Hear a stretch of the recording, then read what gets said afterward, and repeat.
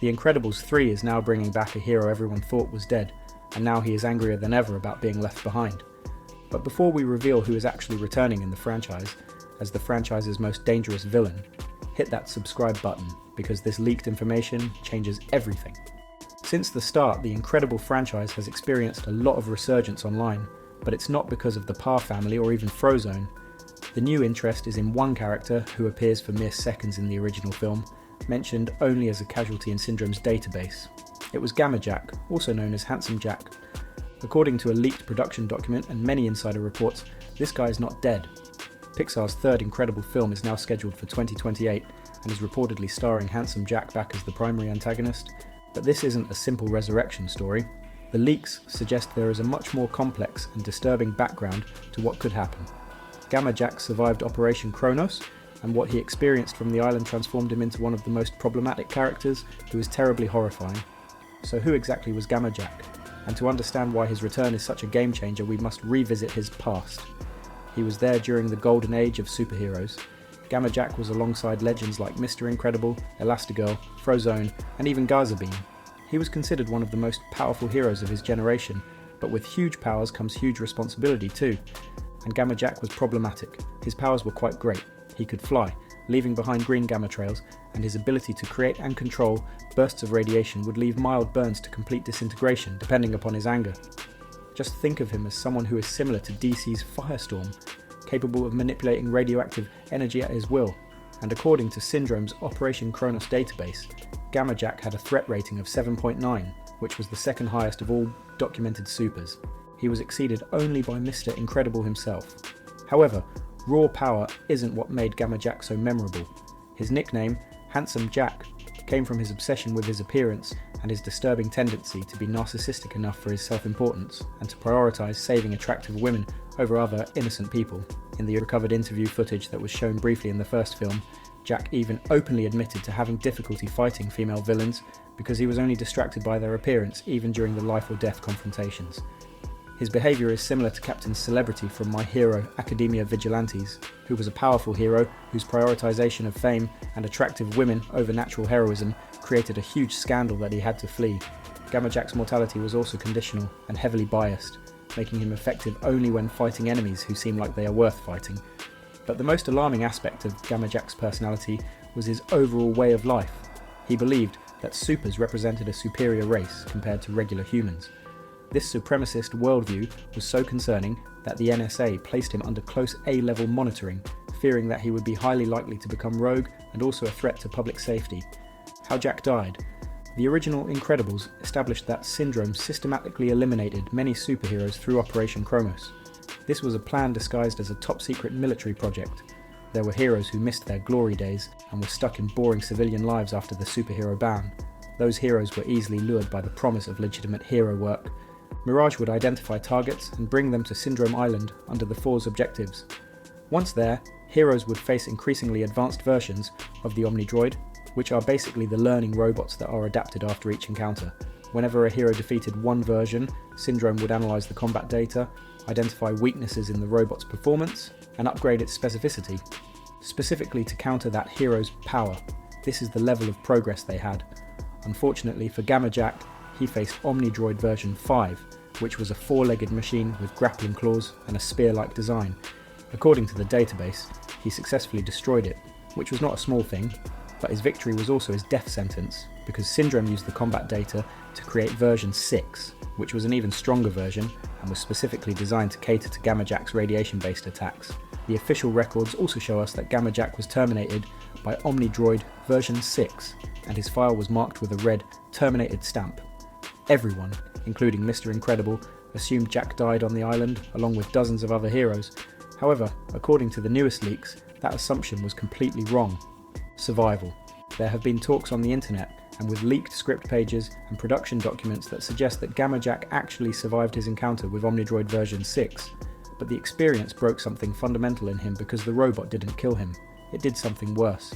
It absorbed his radiation, adapted to it, and then reflected it back and turning it into one of the most devastating counterattacks. Jack survived but barely. The reflected radiation poisoning left him critically injured and trapped in Syndrome's island. According to the leaks, he spent years on the island's lower level, hiding in the research facilities while slowly recovering from radiation exposure. During years of isolation, something changed inside him. Jack was already problematic enough, and now it turned into something new. He had abandoned his humanity along with his sense of purpose while the world moved on. The other heroes were remembered and warned, but nobody came looking for him. Nobody even verified his death. Then there is this talk about scenes showing Jack's survival and gradual mental deterioration. He even discovers Syndrome's complete database, learning the full scope of Operation Kronos, and even saw how many heroes died and how Syndrome manipulated all of them. Most importantly, how the government and public simply moved on after the superhero ban. He already has supremacist beliefs, and they intensify during isolation. If humans cared so little about heroes, why should he care about them? He already has supremacist beliefs, and they intensify during isolation. If humans cared so little about heroes, why should he care about them? Before we talk about what's to come, please subscribe to the channel if you want more videos like these. The new threat. According to the leaked plot, The Incredible 3 opens 15 years after the original film. The Parr family has already settled into their role as public heroes following the events of Incredible 2. Supers are now legal again with new heroes emerging, and society has largely accepted superhuman abilities. There seems to be less crime, but then something dark would happen. People would start disappearing. Not random civilians, but the new young heroes, including teenagers and young adults who have recently manifested their powers and registered with the government. At first, authorities would suspect that there is an anti-hero extremist, but the pattern just won't fit the typical hate crimes. The Parr family would then start to investigate and discover something horrifying. Someone is systematically abducting the young supers and taking them into hidden locations. The kidnapper would then leave behind trace amounts of radiation at each scene, gamma radiation to be specific. When the family realises that they're dealing with this, Bob Parr would admit that something he's kept a secret for years. He never actually verified Gamma Jack's death, and he saw the terminated stamp in the Syndrome database and assumed, like everyone else, that Jack was dead. He never went back to confirm because he was way too focused on escaping the island himself and protecting his own family, which became somewhat of a drama for him. Helen wouldn't confront him about this oversight, but the argument becomes irrelevant when they receive a message from Jack himself. He is alive and has been building something for years that would shock the world. Return of the Island. The leak also reveals the second act, which shows us that Gamma Jack has transformed Syndrome's abandoned island into something new. It is a training facility and sanctuary for what he called the true supers. The young heroes that were abducted were all at work by Gamma himself, whom he recruited. Jack has also been selecting young supers who show potential for his ideology. They are the ones who feel outcast by society, while also resenting regular humans. They also believe they deserve more simply because they have powers. He is not kidnapping them, but rescuing them from a world that never truly accepted them. The leaked script also describes a chilling scene where the Parr family infiltrates the island and discovers a thriving community of young heroes training under Jack's guidance. They are also learning to use their powers not to help humanity, but to dominate it and take control. Jack has created what he always believed should exist, a society where supers would openly be recognised as superior and humans would be afraid of them. But here is the truth that makes Jack truly dangerous. He is not wrong about everything. The leaked script also includes a devastating sequence where Jack presents evidence of how supers have been treated ever since their legalisation. Despite them being legal, they still face discrimination, unfair legal restrictions, and constant surveillance under the government that they shouldn't be experiencing. Jack also uses this evidence to justify his supremacist philosophy. He would say that if humans won't treat supers as equals despite their contributions, why not embrace this and just go crazy by taking over the world that humans have? This would be the basic plot of the movie, but there would be another huge detail that might change Gamma's whole arsenal of abilities: radiation abilities. The new film will also show us crucial details about Jack's time on the island. This would include his powers evolving, and the radiation poisoning that nearly killed him forced his body to adapt in ways that he himself never expected. He can now manipulate radiation on a molecular level, not just create bursts, but control how radiation affects organic and inorganic matters. This would make him much more dangerous. Now he can give people radiation poisoning with a single touch, or he can accelerate materials radioactive or cleanse them completely. He'd become less like Firestorm and more like the radiation god with precise control over one of nature's most destructive forces. The lead climax would involve Jack threatening to destroy major populous centres unless governments worldwide agree to establish an autonomous super zone where humans would have no authority. He is not trying to kill humanity, but he is rather trying to force this separation, to create a world that he already believes in and the world that is rightfully his. Unlike typical superhero films, where the villain is destroyed and proven wrong, the leaked ending of Incredibles 3 will also be quite ambiguous.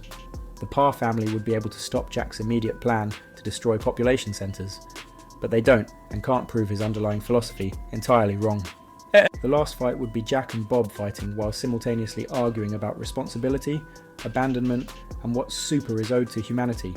Neither would completely convince the other, and the fight would end not with Jack being killed or captured, but with him retreating, taking his most beloved followers with him into an undisclosed location.